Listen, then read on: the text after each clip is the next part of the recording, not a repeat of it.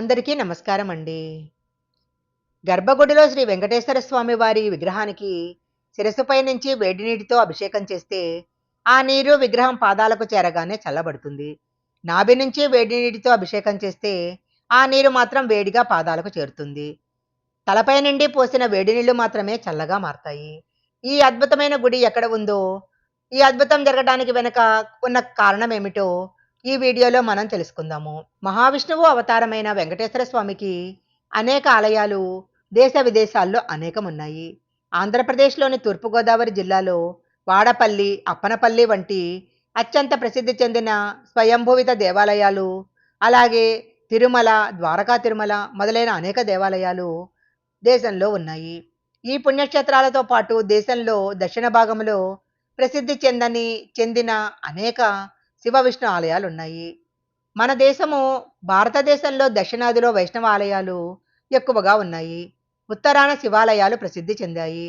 అంతుచిక్కని రహస్యాలతో పాటు శివుడు మరియు విష్ణువు అవతారాలలో మన దేశంలో అనేక అద్భుతమైన దేవాలయాలు ఉన్నాయి. అలాంటి అద్భుతమైన ఆలయాన్ని గురించి ఈరోజు మనం తెలుసుకుందాము. ఈ వెంకటేశ్వర స్వామి యొక్క విశిష్టత, గొప్పతనము చాలా ఆశ్చర్యాన్ని, అద్భుతాన్ని కలిగిస్తుంది. గబ్బూరు కర్ణాటక రాష్ట్రంలోని రాయచూరు జిల్లా దేవదుర్గ తాలూకాలో ఉన్న ఒక పట్టణము. ఈ ఆలయము ఆంధ్రప్రదేశ్ రాష్ట్రంలోని మంత్రాలయంలోని శ్రీ రాఘవేంద్ర మఠం యొక్క బృందావనం నుంచి కేవలం 500 మీటర్ల దూరంలో ఉంది. గొబ్బూరులో ఉన్న దేవాలయం కాబట్టి మంత్రాలయం వెంకటేశ్వర ఆలయంగా పిలువబడుతుంది. గొబ్బూరు పట్టణంలో దాదాపు 30 ఆలయాలు, శాసనాలు ఉన్నాయి. శ్రీశైల యాత్రా సమయంలో యాత్రికులు మంత్రాలయంలోని రాఘవేంద్ర దర్శనం తర్వాత గొబ్బూరులోని శ్రీ వెంకటేశ్వర స్వామిని కూడా దర్శించుకుంటారు. స్థల పురాణం ప్రకారము మంత్రాలయ సమీపంలోని శ్రీ లక్ష్మీ వెంకటేశ్వర స్వామిని స్వయంగా శ్రీ రాఘవేంద్ర స్వామి ఆరాధించారు. మంత్రాలయం గ్రామంలో ఇళ్ల మధ్య శ్రీ వెంకటేశ్వర ఆలయం ఉంది.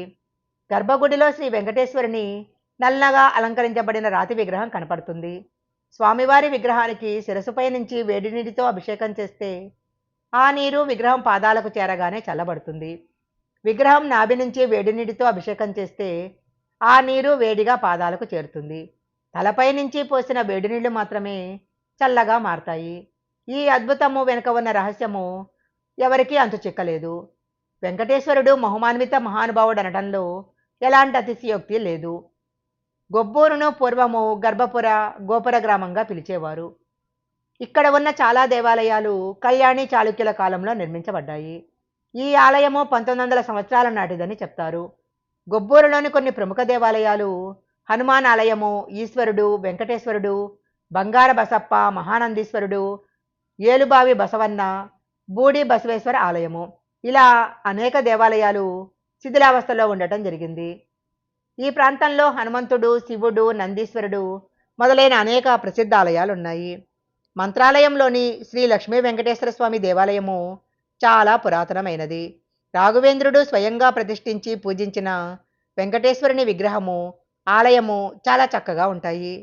మఠం ప్రాంగణంలో శ్రీ లక్ష్మీ వెంకటేశ్వర ఆలయము ఒక ప్రధాన ఆకర్షణ. ప్రతిరోజు నిత్య పూజలు, అన్ని పండగలు కూడా ఇక్కడ నిర్వహిస్తారు. ఆలయము 6 గంటల నుంచి 12 గంటల వరకు, మళ్ళీ 4:30 నుంచి 8 గంటల వరకు తెరిచి ఉంటుంది. నీరు చల్లగా మారటం అనేది ఒక అద్భుతం కాదని, దేవతా విగ్రహం చెక్కబడిన రాతి లక్షణమని అనేక మంది ఊహాగానాలు చేస్తుంటారు. కొంతమంది వ్యక్తులు ఈ విగ్రహం ప్రత్యేకమైన రాతితో రూపొందించబడిందని చెప్తుంటారు. అయితే చాలామంది భక్తులు ఇది ఒక అద్భుతంగా భావిస్తారు. ఈ ఆలయాన్ని దర్శించాలంటే గొబ్బూరు జిల్లా కేంద్రమైన రాయచూరు నుంచి 30 కిలోమీటర్ల దూరంలో, దేవదుర్గ నుంచి 28 కిలోమీటర్ల దూరంలో ఉంది. ఈ వీడియో గనక మీకు నచ్చినట్లయితే లైక్ చేయండి, షేర్ చేయండి. ఇలాంటి మరిన్ని వీడియోల కోసం మా ఛానల్ సబ్స్క్రైబ్ చేసుకోండి. పక్కనే ఉన్న బెల్ ఐకాన్ని యాక్టివేషన్ చేసుకుంటే మేము పెట్టే వీడియోలన్నీ కూడా మీకు ముందుగానే నోటిఫికేషన్గా వస్తాయి. మరొక మంచి వీడియోతో మళ్ళీ కలుసుకుందాం.